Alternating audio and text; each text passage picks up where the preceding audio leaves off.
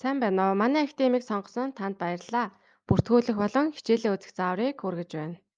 Та дэлгэцний баруун дээд болонд байрлах логин хэсэгт дарна.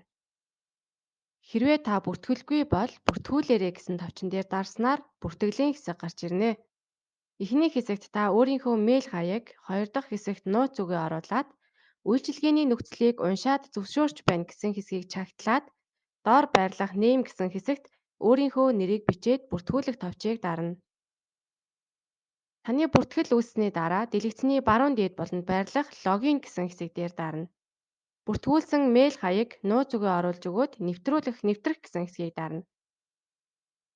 Хичээл гэсэн цэснээс анхан шат гэсэн цэсийг сонгоно. Анхан шат цэсээ сонгоод бүртгүүлэх гэсэн товчлоорыг дарна. Хэрэглэгчийн мэдээлэл хэсгийг та заавал бүглэж өгөх шаардлагатай.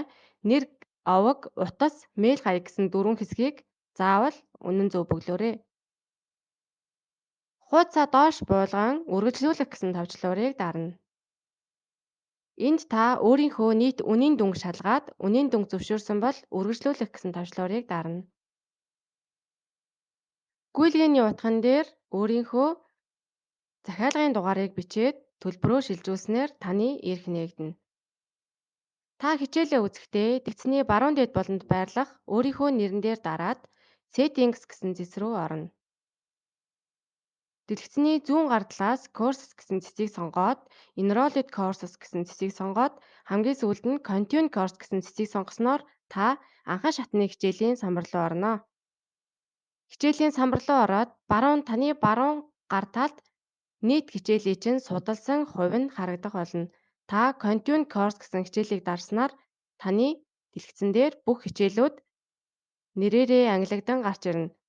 Та тухайн хичээлийн ард байрлах нэмэх гэсэн тэмдэгэн дээр дарснаар тухайн хичээл дотор багтаж байгаа бүх сэдвүүд дараалан харагдах болно. Та өөрийн үзсэн хичээлийн ард байрлах хоосон зайг чагтлан бөглөснөөр энэхүү хичээлийг та үзэж дууслаа гэж тэмдэглэн авч байгаа болно. Бидэнтэй нэгдсэн танд баярлалаа. Амжилт хүсье.